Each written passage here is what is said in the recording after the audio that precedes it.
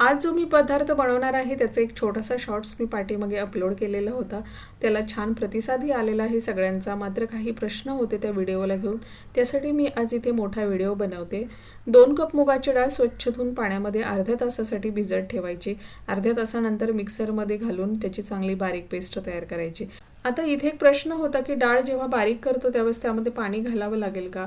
तर हो, पाणी घालावं लागेल, मात्र अगदी 2 ते 3 चमचे एवढंच पाणी घाला. जास्त पाणी घातलं तर पेस्ट जास्त पातळ होईल, त्यामुळे अगदी गरजेप्रमाणे जसं लागेल तसं थोडं थोडं पाणी टाकत राहायचं. आता ही सगळी डाळीची पेस्ट एका मोठ्या भांड्यामध्ये काढून घेऊ आणि त्यामध्ये अर्धी वाटी रवा घेऊन मिक्स करूया. रवा चांगला मिक्स करून साईडला ठेवून देऊया, म्हणजे डाळीच्या पेस्टबरोबर रवा चांगला भिजून तयार होईल. तोपर्यंत आपण इकडे थोड्याशा भाज्या लागणार आहेत त्या सगळ्या कट करून घ्यायच्या आहेत.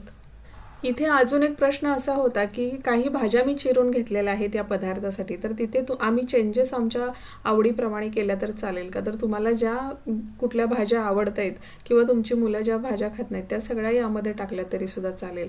आता त्याचसोबत एक चांगली चटणी बनवूया आपण चटपटीत. त्यासाठी गॅसवरती कढई ठेवून त्यामध्ये 2 चमचे हरभरा डाळ, 2 चमचे उडद डाळ, 2 चमचे मसूर डाळ हलकासा कलर येईपर्यंत चांगली भाजून घ्यायची. ती भाजून झाली का त्याच कढईमध्ये आपण एक मोठा उभा चिरलेला कांदा, टोमॅटो एक चिरलेला, 7 ते 8 खोबऱ्याचे काप, 2 चमचे शेंगदाणे आणि अगदी चमचाभर तेल टाकून हे चांगले लालसर होईपर्यंत भाजून घ्यायचे. आता या चटणीला घेऊन एक प्रश्न होता, तो असा की यामध्ये आम्ही कुठलंही तिखट वापरलं तर चालेल का? कारण मी ही चटणी बनवण्यासाठी बेडगी मिरचीचा वापर केला आहे आणि बेडगी मिरची तिखटाला अगदी कमी असते, त्यामुळं चटणी जास्त चटपटीत किंवा तिखट होत नाही. तर तुमच्या आवडीप्रमाणे तुम्ही कुठलीही मिरची वापरा किंवा घरामध्ये जर चांगलं तिखट असेल तर ते वापरलं तरीसुद्धा चालेल. आता मिक्सरच्या भांड्यामध्ये जे भाजलेले जिन्नस आहेत ते सगळे काढून घ्यायचे आहेत. आता त्यामध्ये आपण एक 7 ते 8 लसणाच्या पाकळ्या, 1 इंच आलं आणि मी 5 ते 6 बेडगी मिरच्या भिजत टाकलेल्या होत्या पाण्यामध्ये, ते पण टाकून घेऊ आणि अगदी बारीक पेस्ट तयार करू.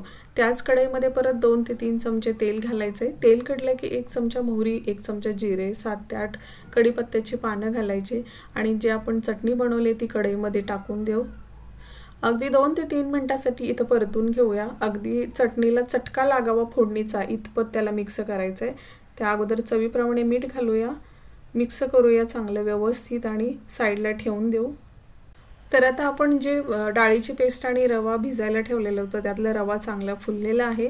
तर त्यामध्ये आपण अर्धी वाटी बारीक चिरलेला कांदा, अर्धी वाटी बारीक चिरलेला टोमॅटो, पाऊण वाटी इथे गाजर घेतले किसलेलं, थोडीशी कोथिंबीर 2 चमचा एवढ्या आणि अर्धी वाटी आपण इथे कोबी टाकणार आहे बारीक चिरलेला, 1 चमचा जिरे पूड, 1 चमचा लाल तिखट आणि चवीप्रमाणे मीठ घालायचं आणि हे मिक्स करून घ्यायचं चांगलं. आता इथे अजून एक प्रश्न असा होता की या मिश्रणामध्ये आपण थोडंसं पाणी वापरलं तर चालेल का?